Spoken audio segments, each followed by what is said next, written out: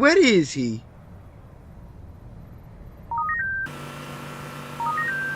Hey, Jacques, can you pull over? Someone's trying to ring me.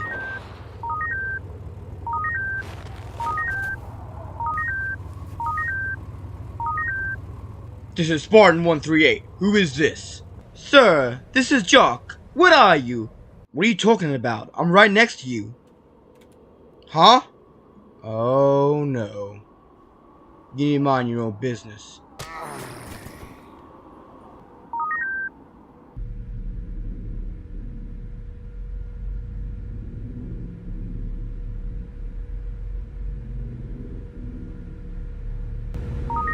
Speak, you fool! Sir, I have the nosy Spartan. He's alive, but I had to tranquilize him. What do I do now? Nah! First of all, play something through his helmet speakers. That way he can't hear our conversation. And then after, you can bring him here. Yes, sir. Right away.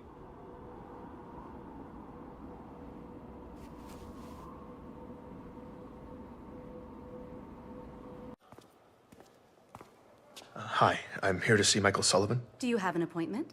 Yes, I'm Ben Giroux. I have a 1 o'clock. Checking in with a receptionist at the Office of Naval Intelligence is a bizarre formality. Announcing myself, her asking me who I was there to see, it was all just an antiquated conversation, part of their efforts to put a more human face on the operation. In reality, surveillance knew where I'd been every minute since I'd stepped onto transit back at home. Throughout the morning, as I'd made my way from the Boston terminal, this receptionist had likely been prompted with dynamic updates of my exact arrival time, deviations from my optimal course, bathroom breaks, my average walking speed, however they did it. They'd been expecting me. I'll let him know you're here, Ben. Okay, thank you. The whole ONI facility was sleek and stark. Everywhere you look, it's sharp lines, the highest quality materials. Most striking, though, was the overwhelming amount of space and silence. This waiting area was particularly sparse. 2 minimalist carbon fiber chairs set 20 feet from each other. I also noticed the seats seemed oddly low to the ground. I picked one and sat down. This chair was really low to the ground. It was awkward. I was probably looking at 60 to 90 minutes of customary wait time here, and squatting like this was not going to help my anxiety level. But I was just pulling up some busy work when the door behind reception suddenly slid open. Ben, Mr. Sullivan will see you now.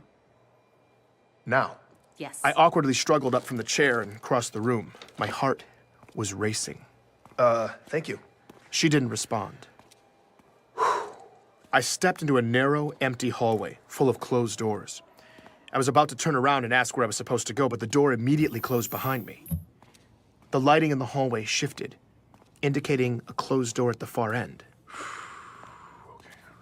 I walked down the hallway past what I assumed were offices. Everything was soundproof, though, so I had no idea if there were actually people working in there. When I got to the end of the hall, Sullivan's door opened at the last possible second. When I walked in, Sullivan didn't look up. He was sitting behind his desk, intently working on his compad. Hey. Ben, I'm glad you made it. I stood there awkwardly for a bit. I realized that this must be the room he'd always talked to me from. It was furnished as minimally as the rest of the building. There were a few shreds of actual personality on display behind him, though. A couple of knickknacks and this antique, simulated analog clock. Sullivan still hadn't looked up. Should I?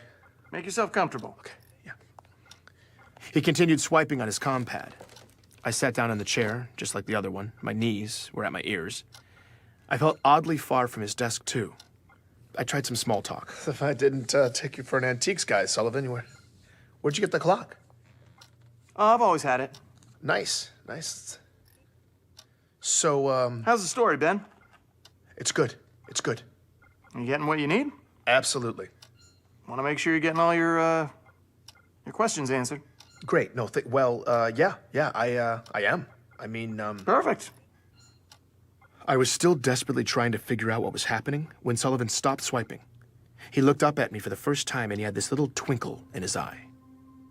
There's someone who'd like to talk to you, Ben. I'm Benjamin Giroux, and this is Hunt the Truth.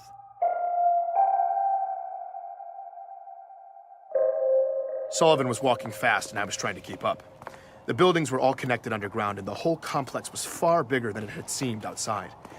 As he led me deeper into the maze, the feel gradually became less corporate and more military. And the more military it got, the more nervous I was getting. Didn't realize they let civilians in this far. It's a special day, Ben. Sullivan's department had seemed almost vacant, but now there were more and more people moving through the halls, mostly in uniform. They didn't speak or look up. They just stared down at their compads like Sullivan, swiping as they walked. The ice-cold efficiency of everything was striking. We're here. Sullivan led me into a large, dark conference room, and the door closed behind us. In the center of it, there was a massive, well-lit conference table with several chairs around it. Beyond the lights, the edges of the space and high ceilings faded into shadow. Have a seat. I did as I was told, and sat in one of the chairs. It automatically sank beneath me. I squinted into the darkness. I made out that one of the walls was entirely black glass, probably for observation. Need any water? No, I'm all good. I'm all good, thank you. Who am I, Oh, do you need to do a mic check or anything?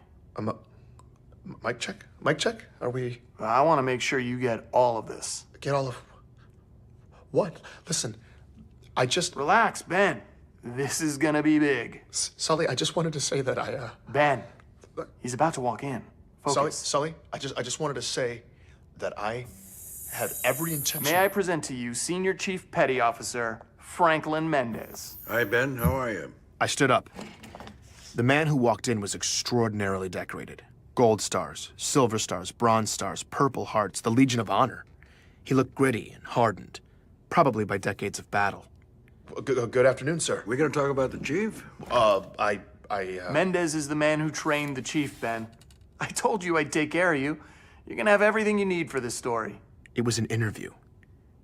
This was not at all what I was expecting. I don't know what I was expecting, but it wasn't a high-profile face-to-face. All my anxiety completely evaporated. Right, yes, of course. So you're the man to talk to when it comes to the Spartans, huh? That's correct. My conversation with Thomas hadn't been flagged. Petra was right. There was no way Sullivan wouldn't have at least said something. I couldn't believe it. My relief blossomed into full awe. I was about to get an insider's perspective from the man who personally trained the Master Chief. Yeah, Chief's got a bad habit of jumping out of the dropship instead of waiting for it to land. Let his armor absorb the fall. But that's his prerogative at this point, I guess. And it gets him a hell of a drop on the enemy. No civilian had ever heard this kind of detail about the Master Chief. Mendez told me that it wasn't long after boot camp that John's unique combination of abilities and drive established a fledgling reputation for the young man. That kid blew me away. His acumen, his mental quickness, his physical abilities, tactical judgment. I could tell even from a young age that John was a burgeoning complete package. There was no question in my mind that he was ready for the augmentations. And he couldn't wait. Once John had the procedures done, Mendez said everyone was blown away by the results. Medical engineers said his systems integrated flawlessly with the tech. His recovery time was impressively brief. But what was most incredible was how quickly his brain was able to acclimate to the upgrades. It can be like starting from scratch again after those procedures. You're remapping your whole neurology. But while the other guys were still trying to learn to walk, John was running and jumping and kicking ass. I've never seen anything like it. This was the birth of the Master Chief. He advanced rapidly, proving himself time and again in the field, constantly re-raising the bar for what a Spartan could be asked to do. Throughout his career, Mendez had gotten to analyze everything these elite soldiers have done in the field. He regaled me with accounts of the Spartan single-handedly taking out dozens of the Covenant. He spoke to the insuperable speed, strength, and accuracy that continued developing over the years. He spoke to Chief's unwavering dedication, his insurmountable will. But according to Mendez, it was something else that would ultimately inform this military legend. I've never seen a man, augmented or not, be able to make such extraordinarily high-stakes decisions so quickly. Chief will find himself facing a complex scenario in a dense field of variables and almost instantly weigh the costs and benefits, immediately generating a creative solution. He faces dilemmas Ethical, tactical, tough situations that would buckle most human beings if they had a year to mull it over. But he makes the call, usually on the fly, and it's the right call. It's extraordinary. Not to mention, of course, that he then makes a superhuman jump onto an enemy craft in mid-flight, yanks the pilot out of the cockpit, commandeers the bird, and then rams it back down the enemy's throat. The man can execute, too. Mendez tells me that the chief has come to expand and deepen the definition of what serving is. In many ways, Mendez seems to think it's that decision-making ability that sets the chief apart. It's what makes him a leader. It's what's made him a hero. Wow. I'm glad you're doing this story, Ben. It's about time the Spartans finally get their due. People need to understand the level of sacrifice that the chief and all the Spartans make to keep us safe. You talked a bit about Chief's personality, his dry wit, his loyalty. I'm sure you guys don't sit around talking about your feelings much, but in your opinion, do you think being held at that level of responsibility is hard for him? Protecting a whole galaxy, it seems like it would be an unimaginable heavy burden. Well, lucky for you, you don't have to imagine it. No, it is a heavy burden. But Chief has broad shoulders. He's able to make those decisions and get it done. And he takes that task on willingly and with vigor. It's inspiring. Absolutely, absolutely. It's amazing. But do you think one man should have that much power? You see now, it's your phrasing there that could get you into trouble. It sounds like you're making a presumption that I could find adversarial, which in turn would make your tone condescending and this conversation decidedly unpleasant. Now that's not something you want, son.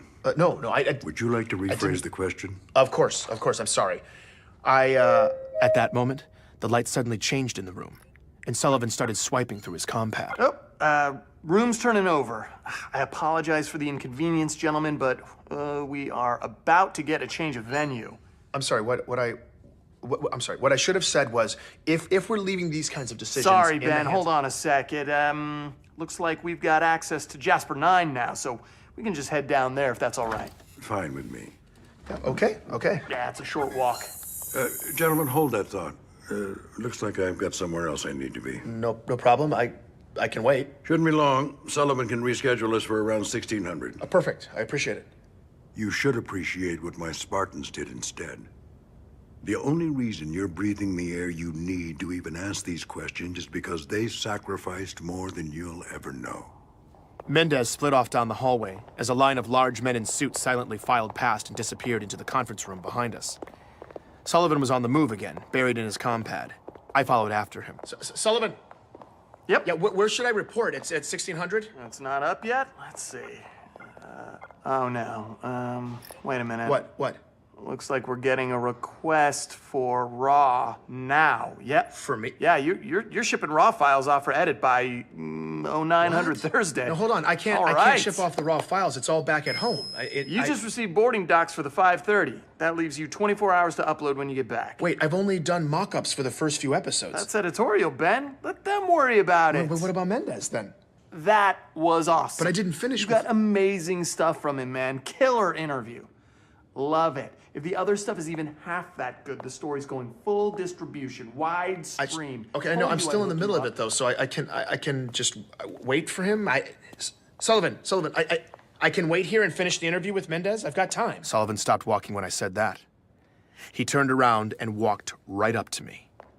For the first time all day, possibly for the first time ever, I felt like he was giving me his complete, undivided attention. Ben, you don't have time. You have a deadline and a boarding pass for the 5:30. Okay? In that moment, it dawned on me that perhaps my waypoint conversation with Thomas Wu had been flagged. Sullivan turned back into Sullivan and kept moving. Seriously, though, man, amazing stuff. And remember, once this story hits, they're all gonna be eating out of your hand. Travel safe. You earned this, buddy. For those of you who don't speak ONI, that was me getting fired. Your pass will expire in 9 minutes. And according to the AI, I was no longer a welcome guest. I was about to take the long trip home. taking a second interstellar trip after less than 24 hours sucks enough when you haven't just lost your job. Once I was buckled in, all I wanted to do was get some sleep. But as we started to lift off the platform, something was bothering me. Actually, it was someone. So there's a guy complaining to the attendant in the next cabin. It sounds like he's on his first trip out of the solar system. These long flights to the edges of the inner colonies from Earth always had at least one that guy.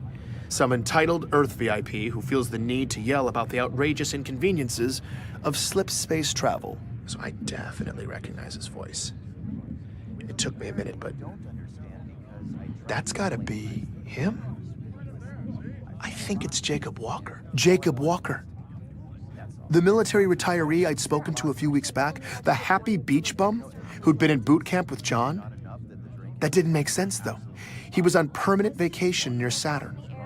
Walker was the last man I'd expect to see on a flight leaving Earth. So I'm about to take off here, but I gotta know for sure. I unfastened the belts, made my way down the aisle, and when I peeked around the partition, I saw him, sitting there arguing with the attendant.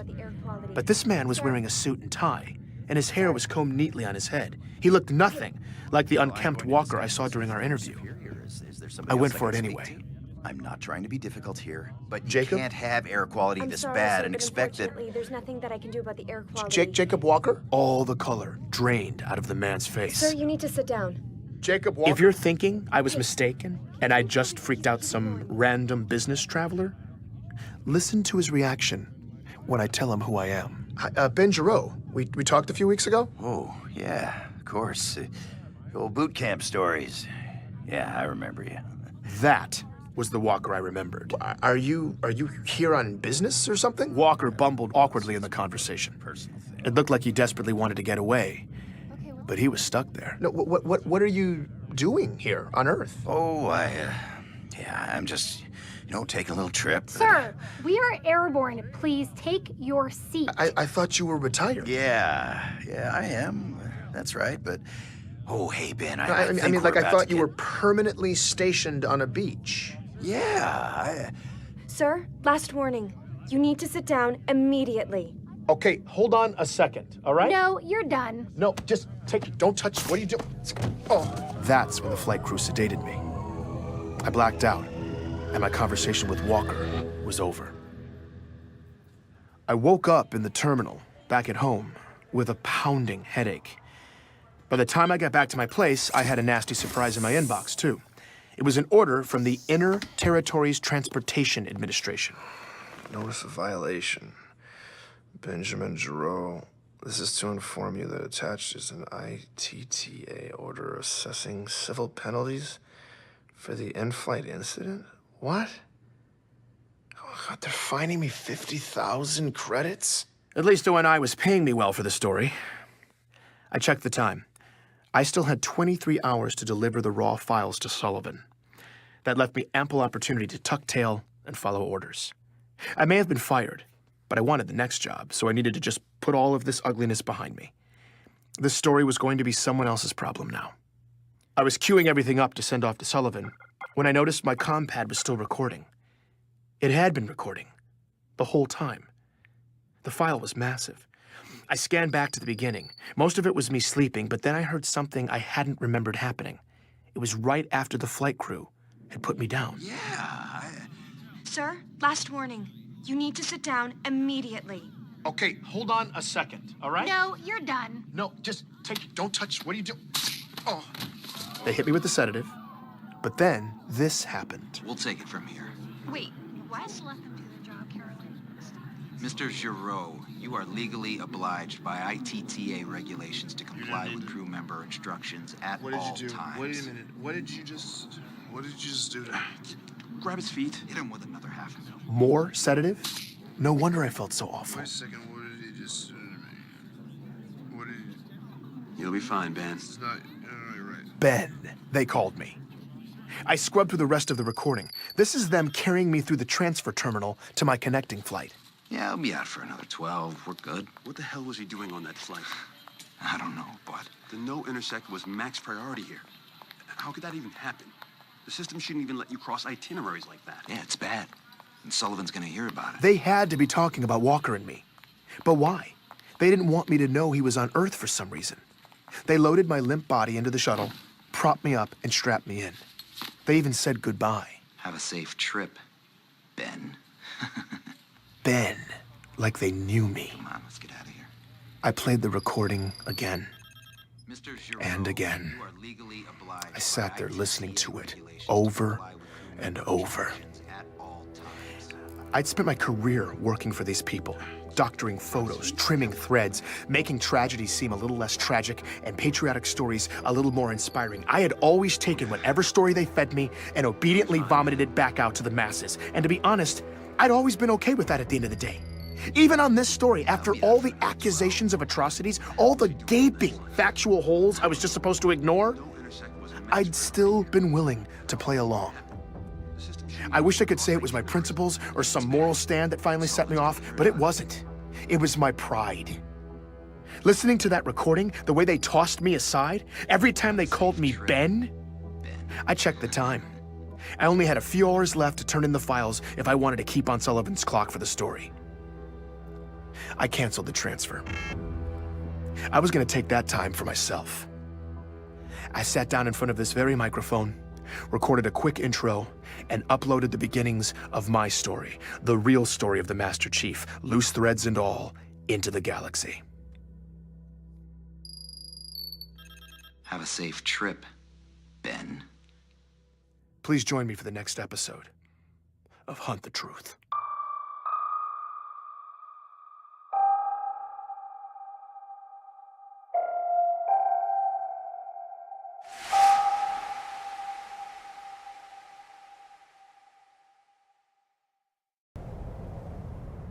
It seems like the boss is in trouble. I'll have to go to his location.